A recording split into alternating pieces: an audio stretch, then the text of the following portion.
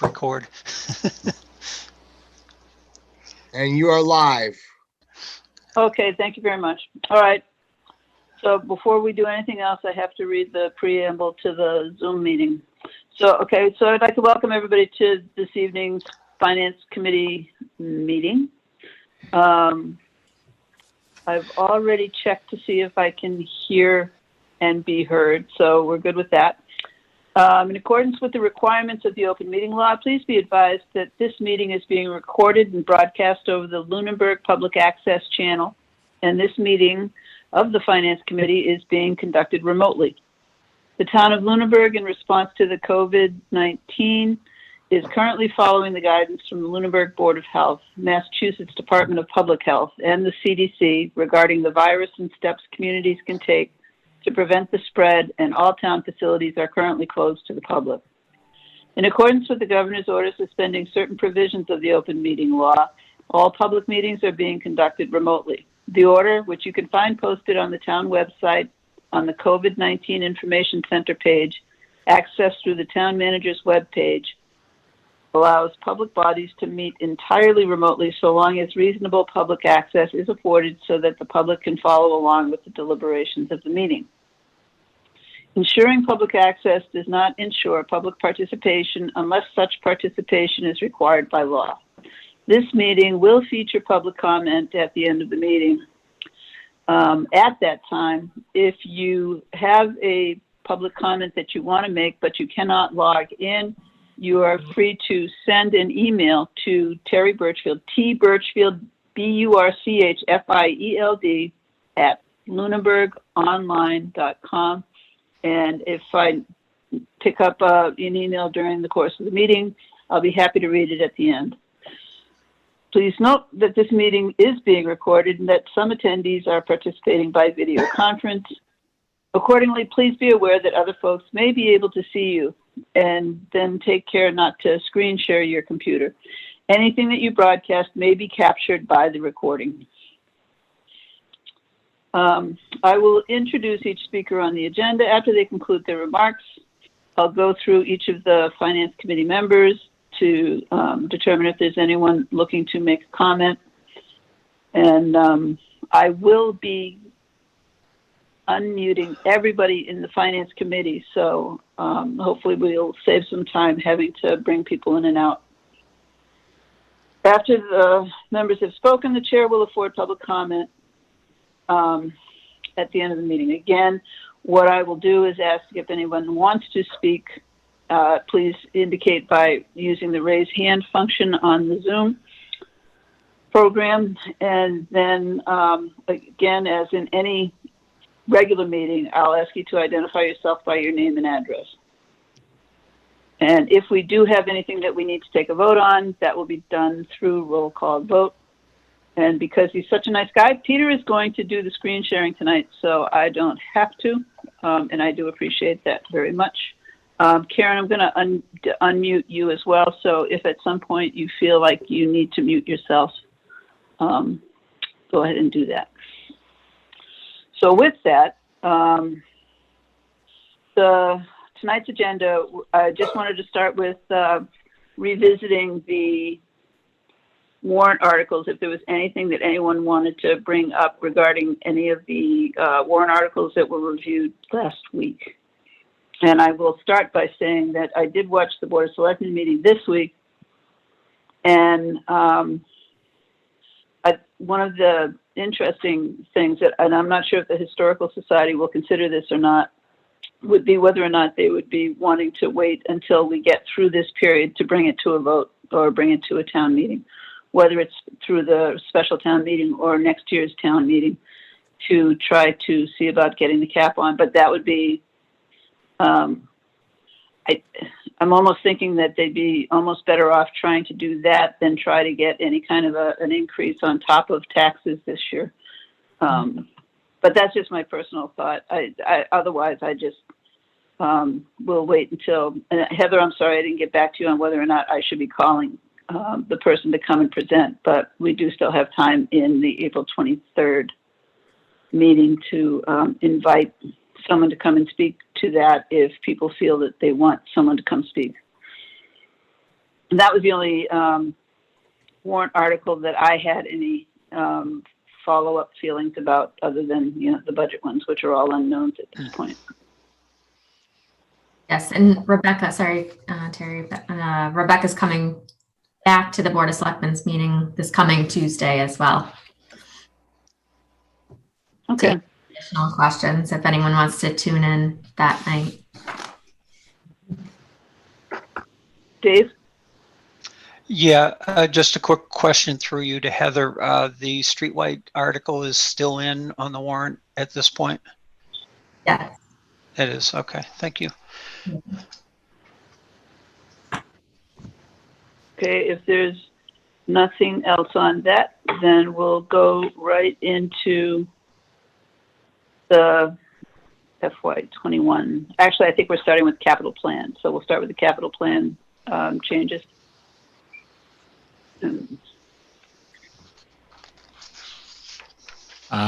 It looks like, Do I have to share? Do I have to You share need- the share screen function? or you need to give me, it says host disabled participant screen sharing. So you need to, All right, you're now going to be the host.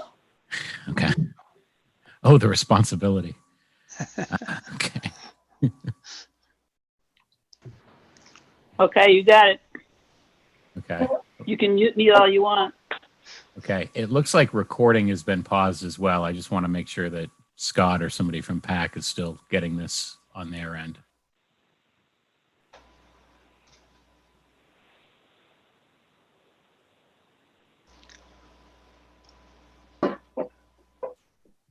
Sorry, did you need me?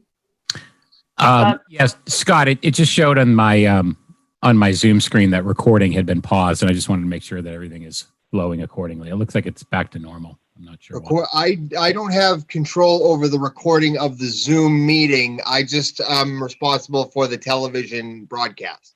Okay, fair enough. I think So we're if okay. you, I think we're back. I think we're okay. The host would control the Zoom meeting. Yeah, okay. We changed hosts. That's why that could be why. Yeah, but you're still live on local access. Okay, good. Okay. Thank you. Yep.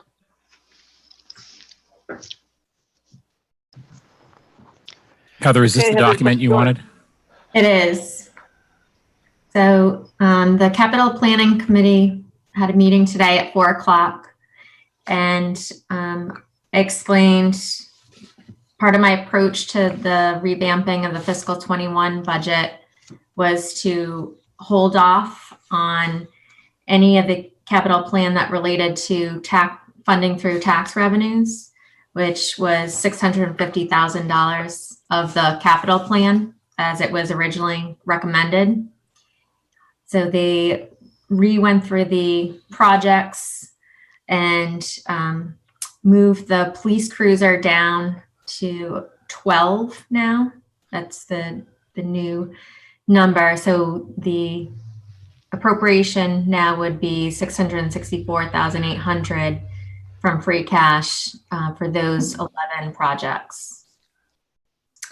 And it also took out of order one larger project that wouldn't have been able to be funded for the trackless piece of equipment for DPW.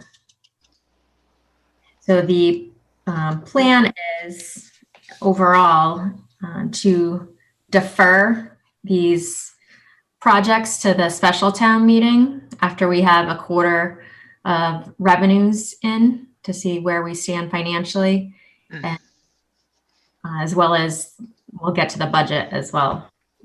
Same approach with the items in the budget to defer those to special town meeting. Okay, so this is this list shows the items that will be done. And then on the first page of the first page of the worksheet, it showed what is coming off. Yes.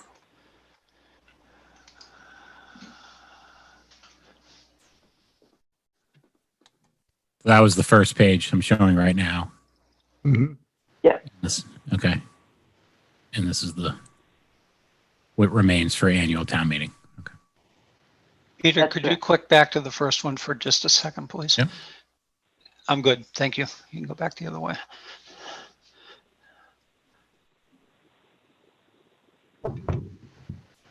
if I Okay, may, John? you'll notice that the priority items that make the cut in this particular iteration are all pretty much same priority as they were 3 months ago when the capital planning committee made its initial response. So priorities. So therefore, it's not like this iteration has fundamentally changed our top priorities. It's just done some fine tuning at the middle, and then we'll see what happens. We may be able to fund, so of course, some of those later on. Any other questions? I've got a hand up, I believe, if anybody sees it. I can't see anything. Wait a minute. I see it. Yeah. Oh, you know okay, what? It yeah, could be. you Yeah. got it Okay. Just a quick question as to why the cruiser that was moved down to number 13 was not removed from the capital plan for 2021. Tell me if I'm wrong, but that cruiser was to allow manning with the additional officer that was also cut from the 2021 budget. If the police officer were plugged back in, then I can see putting the cruiser back in. But at this point, that cruiser I believe, is not needed at all in 2021. And there are other things below that I think, would obviously trump that. So the work, Terry, sorry. No, I was just going to say that there were 2 police There were vehicles 2. on the list. Right, I understand that, but the one that was moved down in priority, I believe, was moved down because that's one of the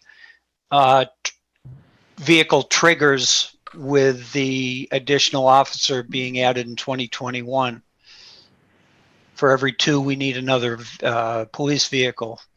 Correct me if I'm wrong, but that vehicle was because of an increase in officers, and that officer has been removed already from the plan, from my understanding. That additional officer.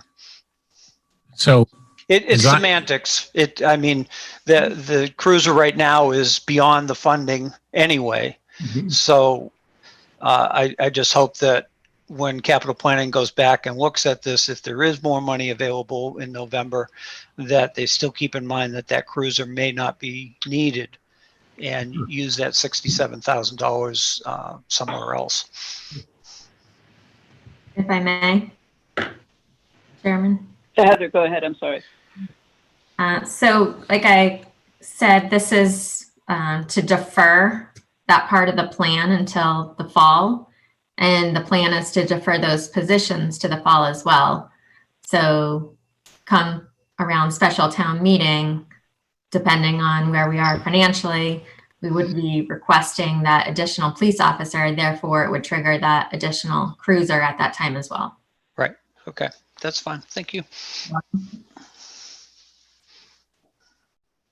Any other comments, questions on this document?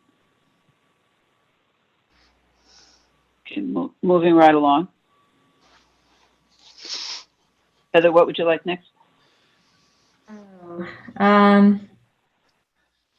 Let's go to the adjustments worksheet, please.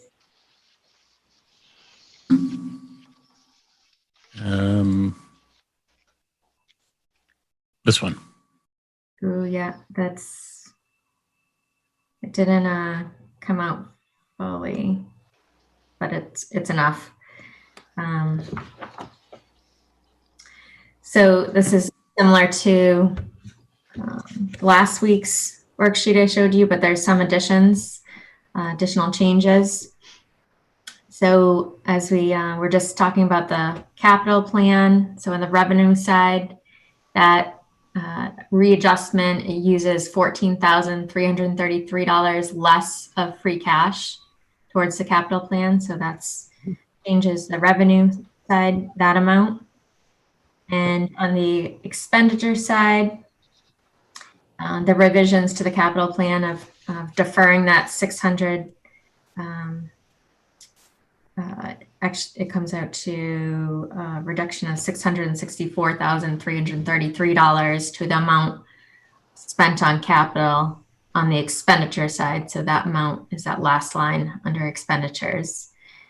I've been working with the school on a revised budget for the school side, and the budget I will be recommending is a 1.58% increase. That is a reduction of $192,157 on the school side. And again, I just want to say that I'm looking, my perspective is that these are being deferred to the special town meeting. And we hope to reinstitute these recommendations at that time based on the first quarter revenues in fiscal 21. So overall, this gives us a surplus of $812,000 approximately. So basically, when you say surplus, you really mean room to. Yes, so to explain further, that is keeping the revenue estimates as they are with the fiscal level funding, the state aid to fiscal 20 amount, level funding the local receipts to a fiscal 20 amount, and reducing the new growth to the 130,000. And that gives us, I believe, significant wiggle room from now until the fall. And as we see where our revenues actually come in, because I don't believe we'll be anywhere near having a state aid number by the time we have a town meeting. Yep. And as we all know, this is there's a lot of uncertainties around what to expect on the impact on our local receipts.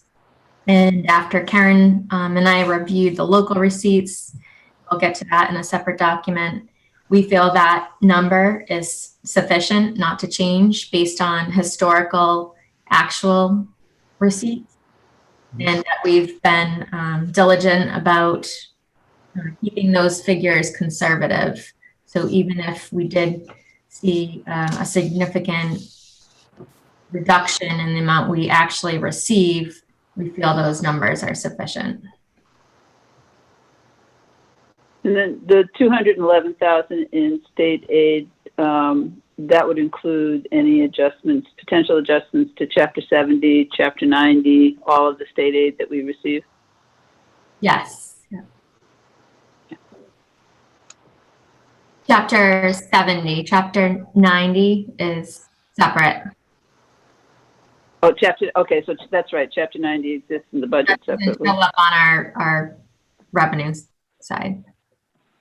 Okay. Because it's a reimbursement. So, Peter, go ahead. You're managing the raised hand. yeah, I can't raise my hand now, as it turns out, so I have to do it physically. So I have two questions, if you don't mind. The first is, just so I fully understand this, if we were to take this as a worst case scenario, where the current surplus of $812,913 were unavailable come fall town meeting, that would basically represent a total loss in revenues of about $1.24 million, $1.25 million. Because we'd essentially be saying there's less state aid, less local receipts, eating into that $812,000. It would, if you're saying that 812,000 was unavailable, it would mean on the revenue side, we had 812,000 less. Okay, right. But we're also predicting less 63,000 in new growth, 211,000 in state aid, 68 in local receipts, and 14 in free cash. So you would theoretically add those two numbers together to get back to where we were with your recommended budget from. Oh, prior, yes. Okay. Yeah, plus the surplus, because at the end of a the recommended budget, There was a surplus, right? surplus. Okay. Okay. My other question was, I was unable to watch or participate in the school committee meeting last night. I'm assuming this came up. Has the school department weighed in with what is to be deferred? No, there was, the superintendent said that she did relay that a level service budget was going to be sent. Hmm. And this reflects a slightly more than level service budget, because it reflects, I believe, 2 additional positions that were priority. Okay. And have you spoken with the superintendent in terms of how that will wash in terms of when the school committee will take this up? And, are we going to hear from her over the course of the next couple of weeks before the public hearing? If you wish to set up a request to have her come in, I can certainly reach out to her so we can do that prior to the public hearing, the April 23rd or the 30th meeting. And I believe their budget hearing is April 29th. So we'd want to hear after their budget meeting. I think this is a pretty substantial change, and Yep. we have the benefit of the town manager, who the other portion of our budget and government reports to. But I think it's worth our time to listen and know exactly what this means from the superintendent. Oh, I do not disagree. I think that that's absolutely true. I'm just trying to think if it would make sense for the 23rd or the 30th, but I think it would make more sense for the 30th after the school committee meets. Great. Yeah. Is there anybody else that had any comments or questions? I do Okay, actually. everybody's sleeping. I could just tell. I'm sorry, John? Just to frame the reduction in state aid. I had read somewhere today that state government was anticipating about a 20% reduction in the total revenues this coming year. Mhm. Is that about a 20% reduction in state aid So for us? the state, no. So I attended that or listened in on that economic roundtable on Tuesday, and there were 3 hours of testimony from various financial experts, such as the Mass Taxpayers Association, Standard and Poor's, and the state treasurer. There was a variety of projections ranging from 10 to 20% reduction in tax revenues. And they're all predicated on various indicators, meaning, is there going to be a resurgence that shuts down the economy again? So, the true impact will not be known right now. And there is no indication right as of now how they're going to supplement perhaps with the rainy day funds, because as the state treasurer indicated, over the course of many years, we now have a robust rainy day fund for the Commonwealth. So that is a good financial indicator for the state and could supplement state aid. So, but to answer your question, John, no, it's not a direct 20%, because right now we don't know what state aid will be. Okay, stay tuned. Thanks, Heather. You're welcome.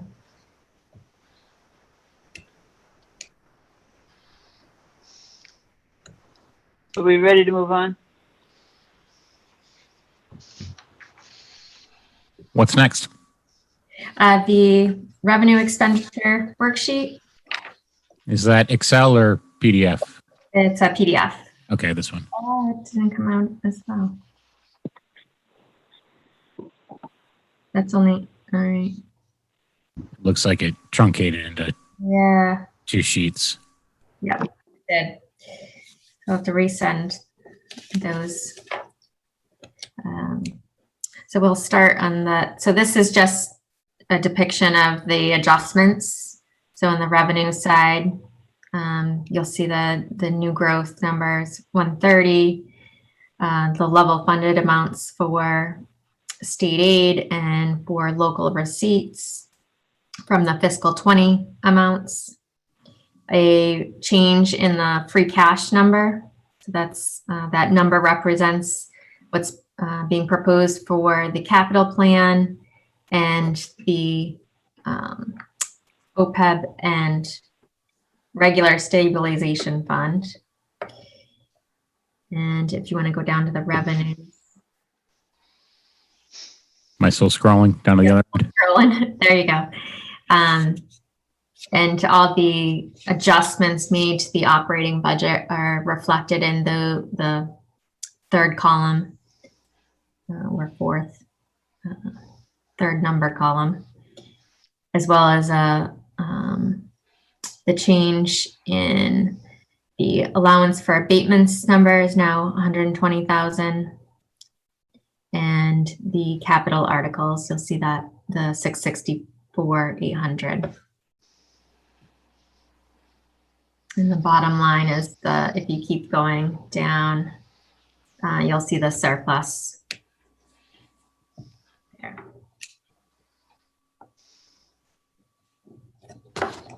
Thank you for providing both views. This is much more helpful to me to kind of look at it on the dashboard and then see it in the sheet. It helps. I'll make sure they're consolidated into, they're not truncated. It's very helpful. No, but it's even truncated. It helps. It is extremely helpful. I wondered if, is this available on the town website? Can we access it there? Yeah, I can see about putting it up.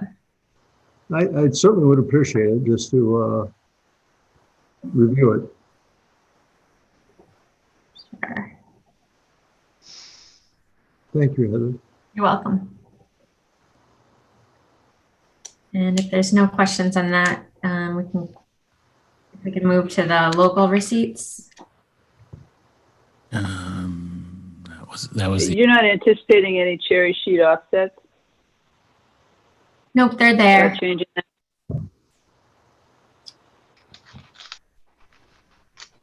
Okay. I kept them at the recommended numbers. Sure. But they're actually a little bit higher than the 20 amounts. So. Okay. Okay, so local receipts, you'll see our estimate. Karen updated this spreadsheet that she had sent to everyone previously. And so it includes the fiscal 21 to date. Sorry, fiscal, Well, we haven't even, yeah. fiscal 20 to date. There you go. That this column. is this column right here. Yeah. Yes. So that's through February. And all our motor vehicle comes in the latter half after February. So that's why that number is so much lower. Yes. Karen, do you want to take it from here on explaining the local receipt numbers? Well, I mean, I don't really have a lot to say about it other than that I think that if local receipts are level funded from FY20 to FY21, if you look at our numbers historically, we have collected more than we have estimated, and we've been very conservative with our local receipt estimates. So I think that overall for FY21, if we use the estimate that we're currently using for FY20, that we should be fine and we shouldn't realize any revenue deficits as a result of those estimates. Okay. So as a question that I would have off the top is that since the increase in the pavement management from the budget was based on an increase in motor vehicle excise. Are we still leaving the motor vehicle excise as if we had an increase in it for the sake of the budget? Right That- now, there's not. Well, I guess the question is, in the pavement management plan for FY21, do we have that increase in there for the expenditure? It Go is. ahead, Heather. It is still in the budget. Okay. So you would leave it even though there's not, you're not projecting a concurrent increase in the excise tax, Yes, at this point. if you can, yeah. Yeah, but that basically the point was it would be based on the increase. Right. Hypothetically, we've kind of linked it to motor vehicle excise. Well, and I think once we have the month of March closed out and we see how we actually are with motor vehicle excise based upon the collection of the first commitment, we may make adjustments to these numbers. I mean, I can't imagine that the bottom line would change. I think we should still leave it as level funded from FY20 to FY21, but we could adjust within the different categories based upon what's actually happening in FY20. No, I think you're wise to at least leave it at level funded, yeah. So are we level funding pavement management, or are we including the additional 50,000? I'm not following. The additional 50,000 is still in the budget. Why? I mean, considering all the things that we're theoretically deferring, to include hiring public safety officials and a bunch of other things, capital and education, why would we not be deferring a $50,000 increase in pavement management?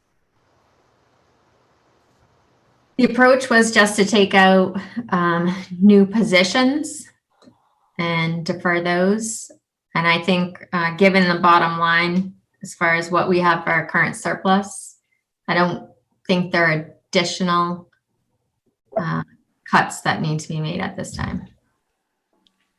I guess the way I would look at this is we could find ourselves in September not being able to bring back any of that money, or $50,000 could be a bubble on a position anywhere in town government to include the school department. And if we've already spent that $50,000 on pavement management and we're not hiring, a theoretically essential person, perhaps a paraprofessional in the school department or something like that, in my mind, I think it would be wise to defer, any kind of stepped up spending to include pavement management. Well, I'm kind of two minds of this personally, from my perspective. One is that part of the whole notion of increasing it to get to a point was part of the selling point of having the debt exclusion, was that we would increase it to a point. But I think the other thing that there's still some wiggle room for is that the pavement management spending is typically in the spring. So if it looked like we were in that kind of a position where we needed to revisit the number, we could always decrease it to increase something else at the fall meeting. Right. So I think that if we have a mind to that and keep that in mind as something that we really need to consider, as we look at what the priorities are in the fall, given wherever the state comes in. But yeah, so I could see leaving it, but I could also see that as something that should be traded away if we have something more important on the burner. But I also think that it does give us some play, just because all of the spending typically is in the spring. Dave has. So they wouldn't have. I'm sorry? Oh, Dave has his hand up. Thank you. Yeah, I was just going to say that the flip side to that is that we back out the 50,000 And if things look good in November, then we put it back in then. And as you say, the spending, most of it is in the spring for paving. So it's not going to affect the pavement management program, but it's going to leave that 50,000 unappropriated and available wherever it's needed without a lot of finagling. Mm-hmm. I think is the more money we can leave in a position where it can be reallocated in November for what we know then are our needs, the better off we're going to be. It's always been an issue of a number of people in town, including me, that we tie up money in the budget that we know we're not going to expend, and at the expense of some things we really should have had, and then it just flows to free cash the next year. Just my opinion. Yep.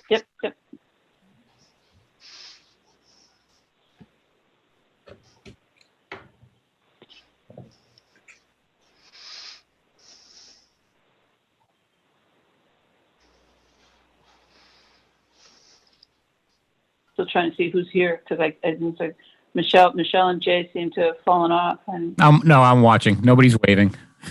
No, you guys have so much to say. I don't have anything to add. Come on, Michelle.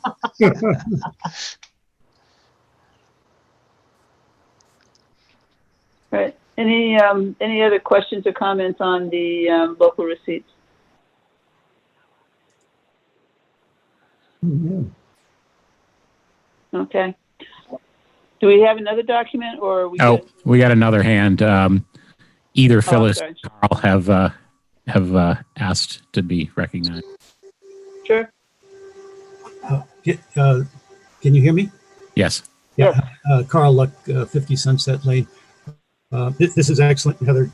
Nice job. I'm very happy with the work you and the capital planning did and this presentation. I do have a few comments. I'm very encouraged by having 800, and I can't see the number here yet, but over $800,000 of sort of safety margin, because we don't know what's going to happen.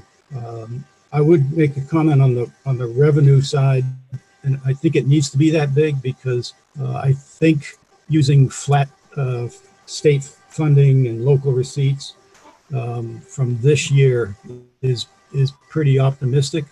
If I simply did a 5% reduction, not 20, but a 5% reduction in those items alone, that equates to about a $600,000. So eating up about 600,000 of that $800,000. So again, I think 800 is a good, comfortable number. It gives us a little cushion, and I hope those other fundings, don't reduce more than 5%, and we'd be okay. On the expense side, I couldn't agree more.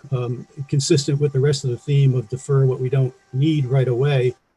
Don't commit money that we may need later. The pavement management is absolutely, in my mind, that in that category that can be deferred at really no risk. And if it's available in November, then great. We move it over there.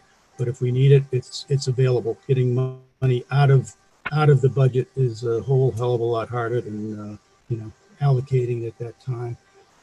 And I would put on the table one additional thing that I think should be deferred till November special town meeting, and that would be OPEB. It does us no advantage to put OPEB there now versus November, and it's always been questionable, very questionable, even according to the state committees, that exactly how much that 100,000 is buying us. I'm still waiting to hear what level we need to get to have the our essentially bond rate, not the bond rating, but Karen, help me out. I don't forget what you call it. The Discount rate? Yeah. discount rate. Thank you very much. Discount rate. Yeah, thank you. I don't know what that level is, but I think that level we're far away from that level. So I don't think this 100,000 is going to make a difference. And I don't think it makes difference to bond rating or anything else if we defer that till November. So I think that's another 110,000 we could put into the rainy day fund here for the fall without any impact on anything else. So those are my comments, and I hope they're considered. Thank you. Thanks, Carl.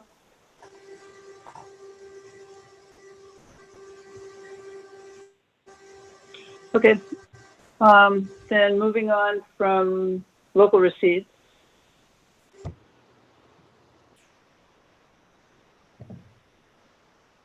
What's next? I don't know where we're going. Nor do I. Are we all set? Are we all set with documents, or are we, I think we are. That was all. Okay. All of them. I do have one comment in response regarding OPEB. I do want to reach out to our financial advisor because we will be going out for a bond soon. And during that process, we have to go through a number of questions with the bond rating company. And it's all about your financial planning, which includes putting money into OPEB. So that I would want to know from our financial advisor what that impact would be potentially on our bond rating, and which ultimately will get a better preferred rate for that bond. So, but if we did not put the money in OPEB, I agree. Instead of letting that money, because it's coming out of free cash, it's not coming out of tax revenue. I would recommend that it would be put into the regular stabilization fund. And that will help build up our reserves, which in times like these we need.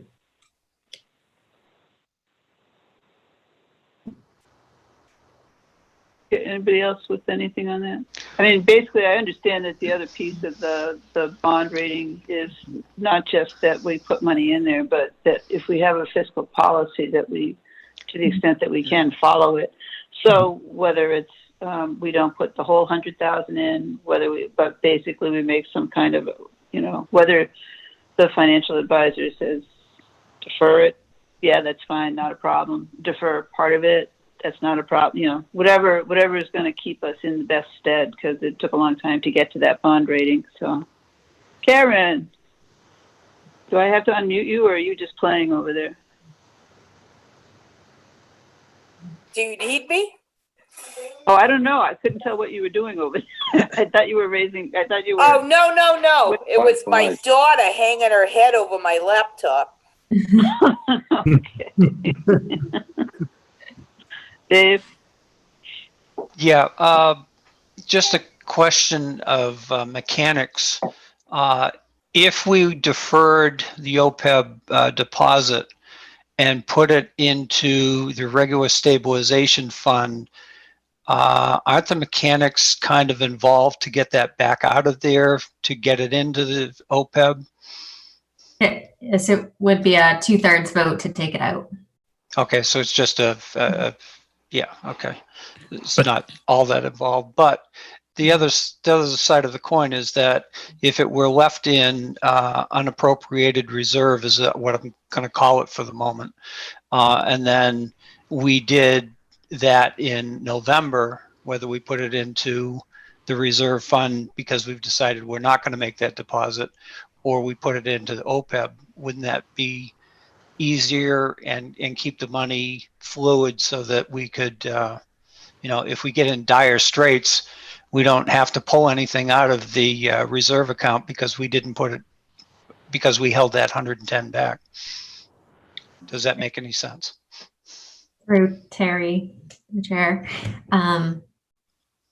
If we let that money fall towards what was the end of the year balance, which would ultimately go towards free cash or certified free cash, depending on when that would get certified, is when we'd be able to use it. So, Karen, you want to explain maybe with a little more clarity?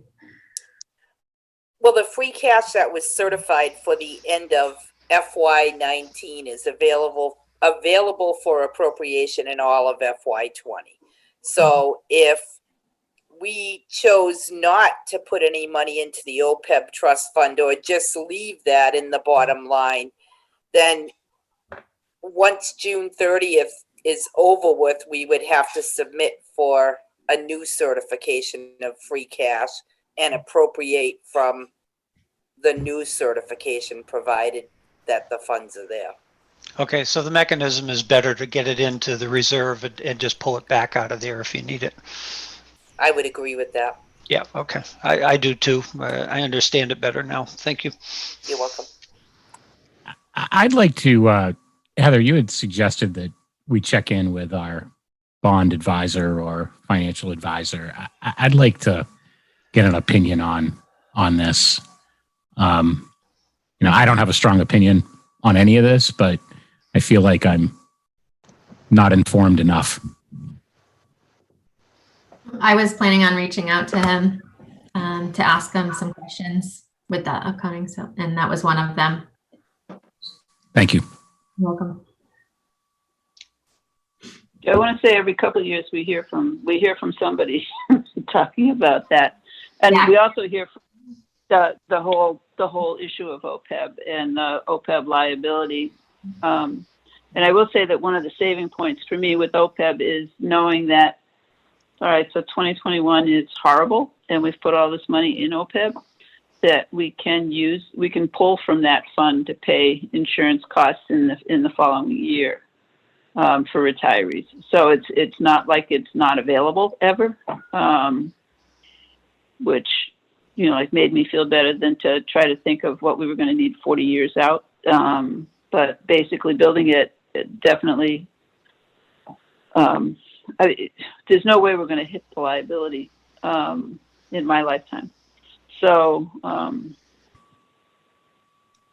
it's an interesting discussion, and when the actuary comes and talks about it, it's mind numbing, but it's important to know. So, any more on? I'm sorry. We do have a Karen. policy in place, though, that we would appropriate 10% of certified free cash. So, I mean, I don't know how the advisors would look at it if we had that policy and we had the free cash and we didn't appropriate it. So that's the flip side of it. I'm spending every hour of my professional life right now working on risk management type projects and messaging. And, this is a global issue right now, which is, I know. You don't see a whole lot of the word pandemic in a whole lot of policies.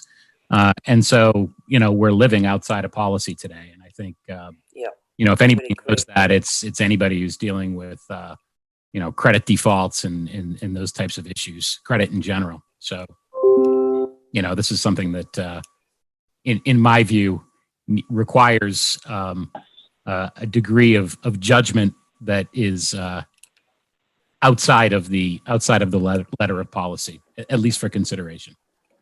Agreed. Yeah, I think if we were gonna, waiver from the policy, this would be a year that we would probably have some forgiveness on, as long as we were responsible every place else. So, but you don't want to throw away a perfectly good rating if we have any big borrowing coming up ever.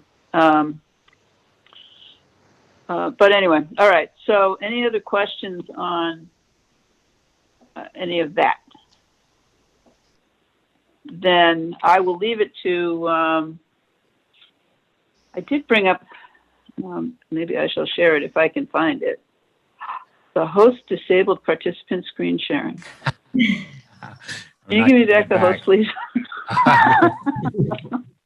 Where is it? All right, you're the host. All right, I wanted to pull up where did it go?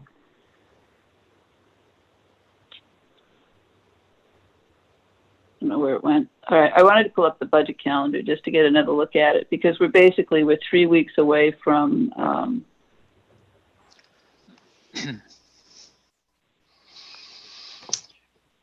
budget calendar. Okay. Is that up? Not so I can't far. even tell if I'm No. sharing my screen. You're not. Thank you.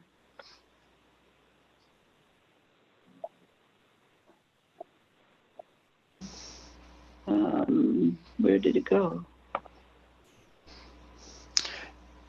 If I All may, right. while Terry's trying to get that to come up, Heather, as you know, there is a schedule out there that was distributed by the town clerk's office in regards to deadlines or the new deadlines for registering to vote in the upcoming annual town meeting and the ballot, as well as caucus and so on.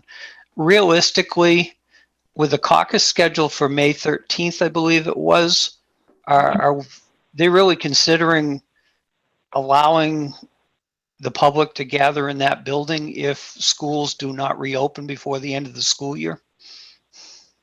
Depends on the governor's order. Would they be able to do it? They have approval from the school to use the Turkey Hill on that date. Okay, so it's just scheduled that way because that's the way that's the location and that it's always been, but that's not necessarily going to happen. It will depend. Yeah. Right, okay, thank you.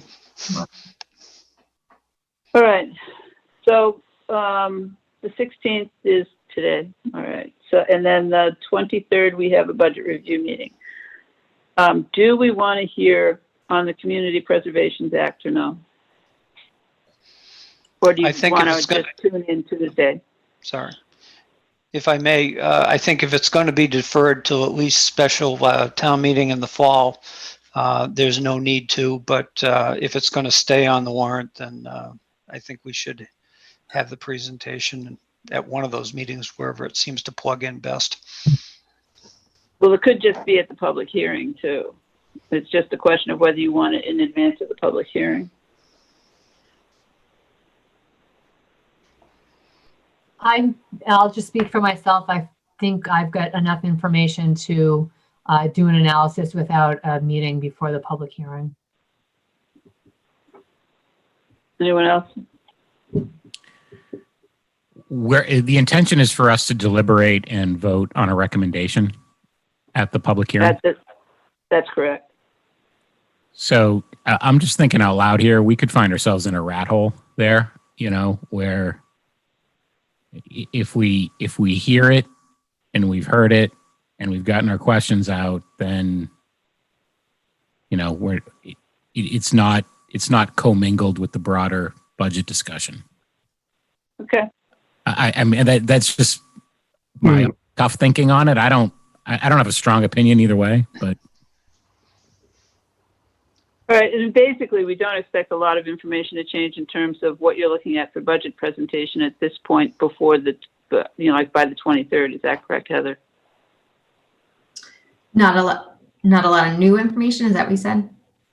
Well, basically, if we follow the same format next week, there's not a lot of new information that you're going to have to be able to act on in the budget draft that you have at this point. That's okay.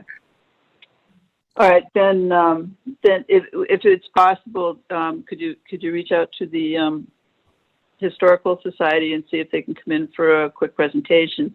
But the other piece, and I don't know how best to get this information,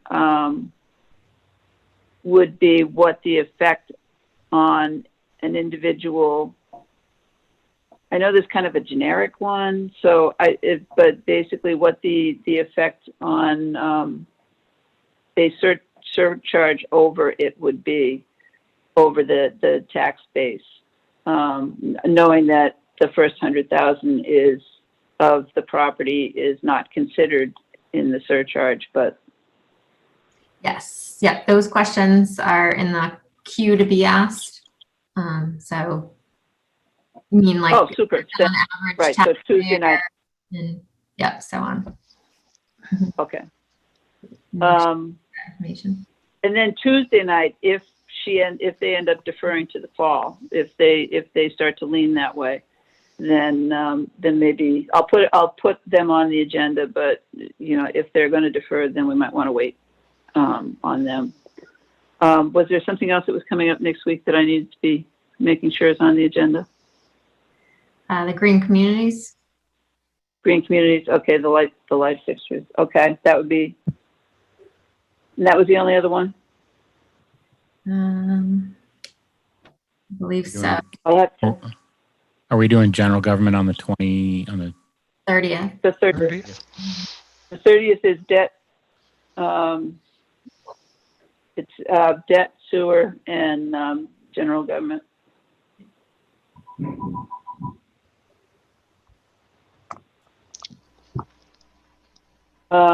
Okay, then I'll put that on the agenda for next week.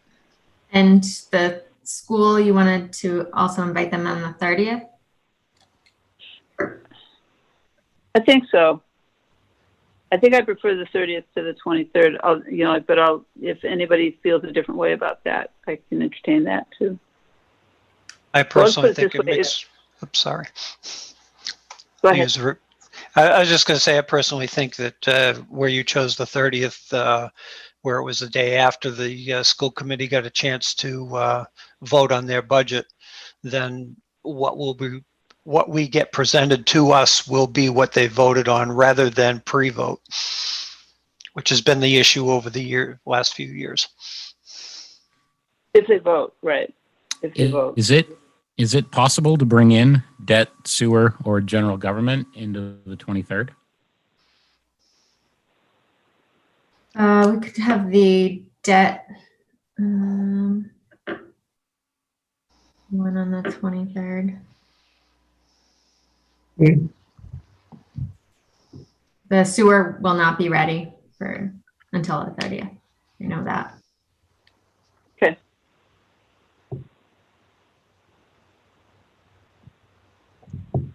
Yeah, if we could have the others, then that would be good. And then, okay, so we'll do that. The other thing is that I know that between Dave and Heather, we were also talking about the legislative,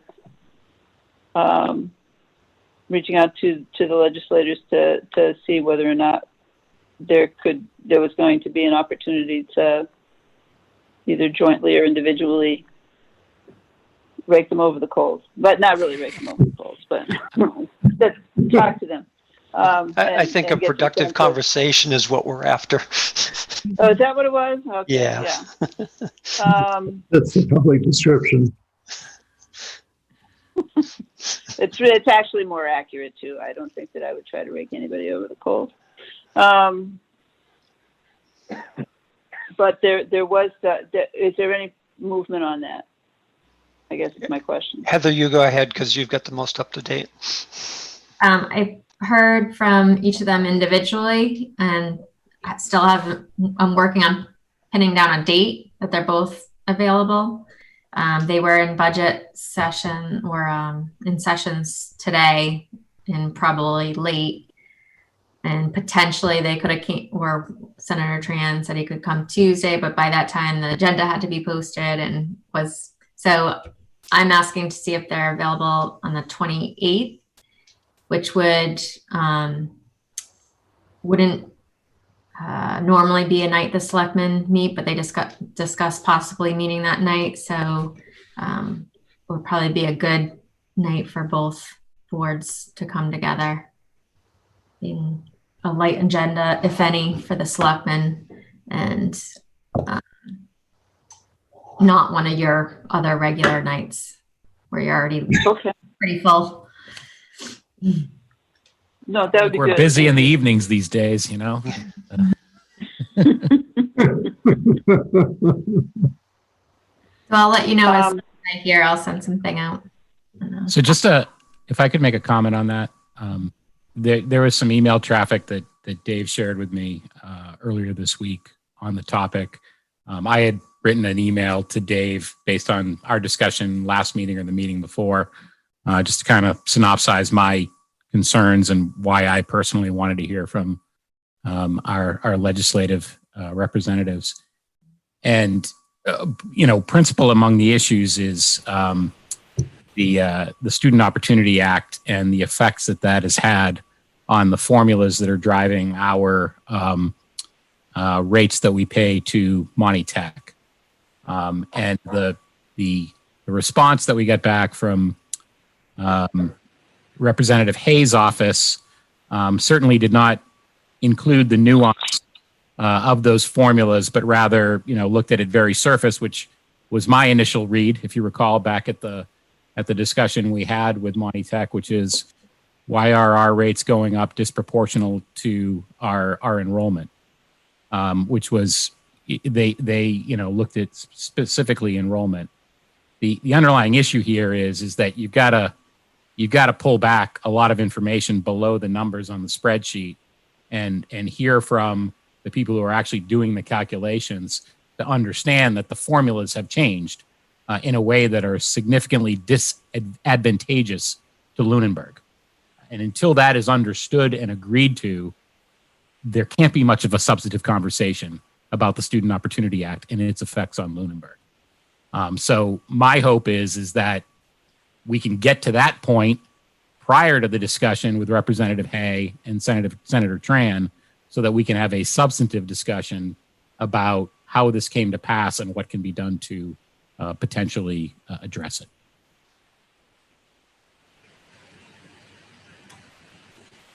Is that able to be done by the 28th? I don't know. I mean, it probably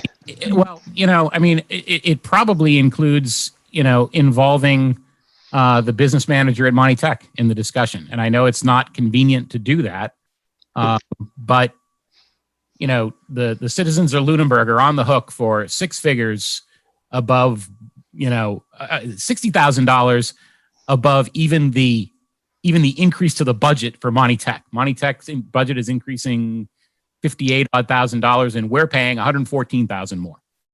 So, this is a substantial hit to Lunenburg that deserves to be shaken out. Well, I think actually, I'm sorry. I didn't mean to speak over you. Go ahead, Heather.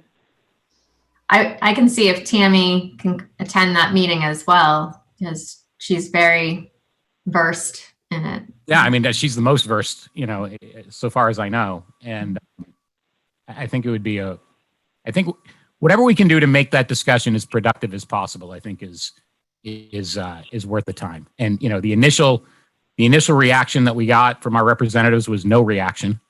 And then we got a very surface level reaction from their staffs that did not reflect an understanding of the concerns that we had raised.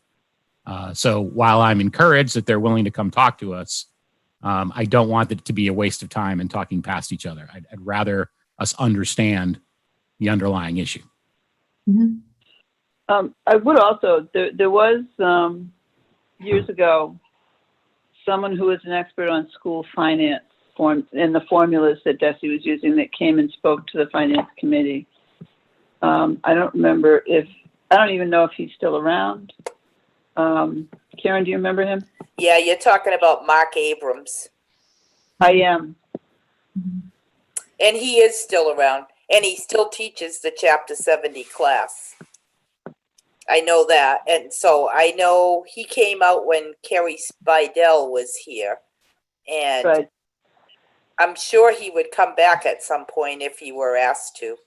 I don't know what the cost was, and I think a lot of the issues that we have with the whole calculation, I don't even know that Tammy could help, because it's all formula driven on the state level. So when they calculate our minimum contribution and what our contribution is going to be to Monty Tech, it's all driven by the formulas on the state level. So, and I think Tammy said that when she was at the meeting, that, I think she said about 3 times, it's not my fault. It's not my fault.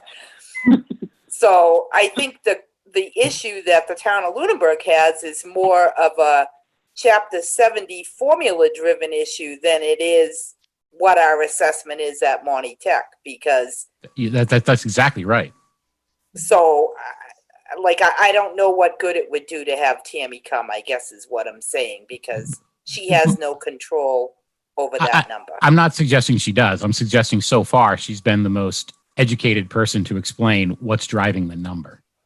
And the surface With the changes in the formula you're talking about. right, yeah, exactly. So Yeah. the surface level reaction that one gets when looks at that spreadsheet is well, our numbers are up, but so is our enrollment. So Right. luck. Right. By the way, paraphrasing, that was the reaction that we got from Representative Hayes' office.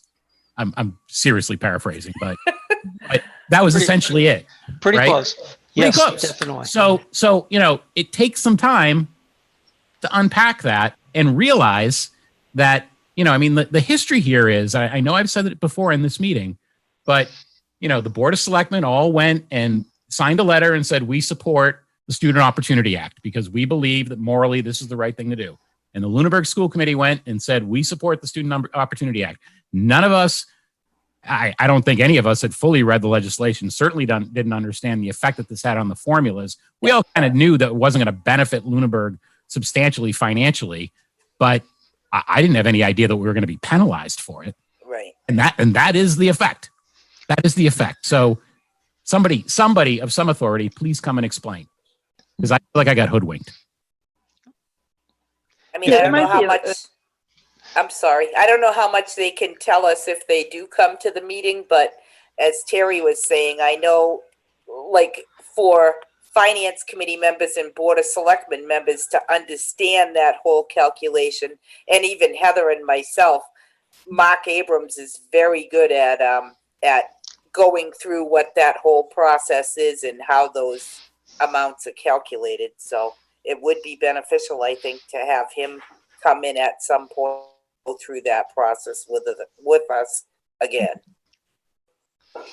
Yeah, I think you're right, because I think that because I'm still thrown by the, what the changes are in Lunenburg that changed our economic position, so that we're like our per capita income has lifted us up on the list of cities and towns in Massachusetts somewhere. That all of a sudden we're so responsible for the success of London Tech. I think that's a Dave, piece. go ahead. A couple of things. As a follow-up to the response from Representative Hayes' administrative assistant, it was not from him, it was from his administrative assistant who had contacted the senator, I believe, who was at the forefront of the bill when it was put together. And yes, they did take a very superficial look at it, said your numbers went up, that's why your assessment went up.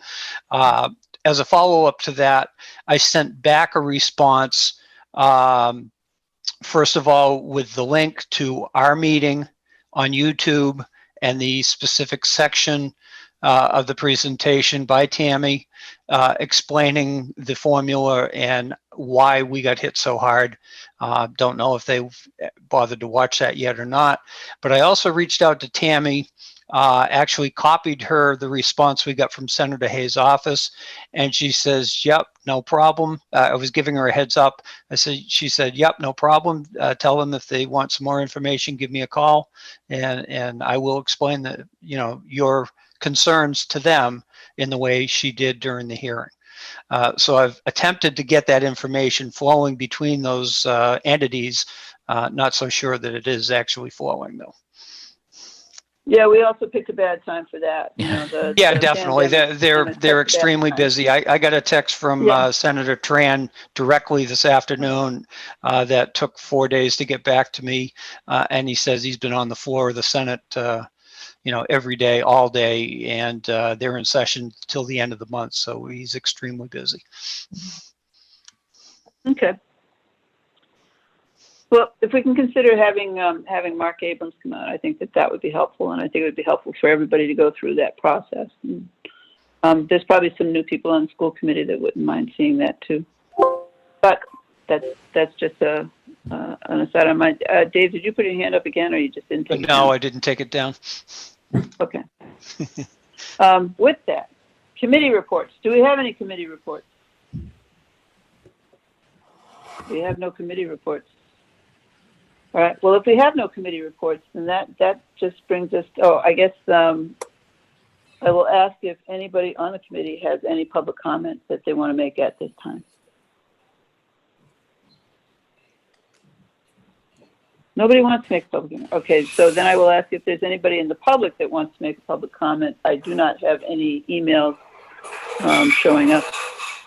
And I do not see any hands raised, so I'm going to assume that we have no public comment from the public. And with that, just leaves us to a motion to adjourn. Oh, I'm sorry, Heather.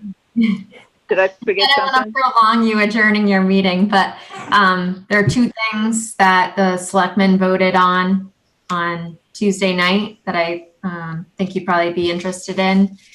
The tax, so the local option to extend the deadline for tax payments and waiver of penalties and interest. The recommendation from Karen and I was to keep the deadline the same for tax payments, but to defer any penalties and interest until June 30th. So it's kind of a semantics, but it maintains the existing May 1st deadline for taxes, but would waive those penalties and interest up until the 29th, actually. So that was the Department of Revenue's, their clarification and a FAQ after that law passed was that if any payments were received on June 30th, they would be receive interest or penalties. So that was, So we're otherwise fine with cash flows? yes. I'm sorry, Peter? I did have a question on that, which is if a tax payment comes in on the 30th or thereafter, obviously there's a penalty associated with that and interest. Does the interest begin accruing on the 30th, or is it essentially post-dated back to the due date, which held for May 1st or 7th or whatever it was? It's calculated back to the date that the bill was originally due. Okay.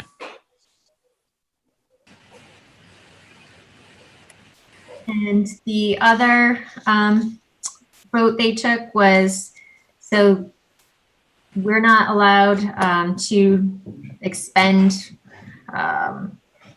amounts that weren't appropriated.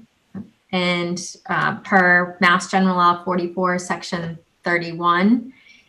So that section allows you to, the Chief Executive Officer, to vote to request the Director of Accounts, the Division of Local Services, to do emergency expenditures. And this is, they voted as such for to allow or to request this approval from the Director of Accounts for an estimated $100,000 related to COVID-19 expenditures. And this kind of came about originally. We knew that obviously there'd be additional expenditures related to this, and we were keeping track separately. And then after conferring with Karen, decided it would be more appropriate, and as well as state officials have advised that we should keep track of these separately, because when we go to submit for reimbursement, it will be that much easier to give the report on what has been expended related to COVID-19. So that vote was taken. It designates the type of expenditures, and those include personnel costs, overtime costs, costs related to the extraordinary cleaning of public facilities, costs related to maintaining the health and safety of employees and the public, including the purchase of personal and protective supplies and equipment, costs related to the implementation of remote participation, the cost of providing food security services, and IT-related costs related to remote learning and telework. So Karen, can you answer the approximate value so far? Around 30,000? Yeah, as of right now, it's about $32,000 in expenditures that I'm aware of. Peter? During the meeting on Tuesday, you mentioned spending that has occurred both on the town side and the school department side. These be accounted for separately and paid for out of those budgets separately, but then when we go to reimbursement, we'll do it as one, or how how does that work mechanically? The reimbursement will be submitted, well, let me rephrase that. Each of the departments would submit a reimbursement, but what I'm doing as far as the general ledger goes is any expenses that are related to the COVID-19 pandemic are being posted in a separate department, which right now obviously has zero funding. And when we're depending on how long this lasts, will determine what the end date is of the eligible expenditures. But as far as the fiscal year goes, on June 30th, 75% of whatever we have expended, I will transfer to a special revenue fund in anticipation of reimbursement from FEMA for that 75%. And the town will have to cover the 25%. So hopefully, when we get to the close of FY20, there will be surpluses in other budgets be able to use to cover that 25%, and then we just have to wait for the reimbursement from FEMA. So I thank you for that explanation. That's all new information to me, and it's helpful. What I really wanted to get to, though, is that we're covering town-related and school-related expenses, or expenses that are being spent for the benefit of the school department, particularly IT-related expenses, Right. related expenses, those kinds of things. But the Board of Selectmen, it's my understanding of their vote, it was inclusive of all that spending. So are we going to, for that 25%, will that be proportionally drawn from the school department and the town, or are we just going to cover it at the town level, or do I just misunderstand this, which is a strong possibility, I would assume? Well, I think right now, and Heather, you can probably speak on this as well, but I think right now we're thinking of those expenses as total town expenses, even though some may relate to the school and some may relate to the town. But I would think that the thought process, once we get closer to the close of the fiscal year, is obviously the school hasn't been in session. So if they have a surplus in their budget, then you would think that they would hopefully be able to cover their 25% of whatever costs were associated to the school. And the same thing with other departments, police, fire. I mean, hopefully, at least from my perspective, I would think that we would have enough money to hopefully be able to cover what we wouldn't be reimbursed from FEMA on. I'm confident we can do that. And from what I've heard from the superintendent and Mr. Cassidy in previous school committee meetings, as I said earlier, I was not able to do yesterday's. They're keeping track themselves of spending as well as savings associated with not being in school, Right. and Right. negotiating with the bus company and all that kind of thing. Like, there will be money available.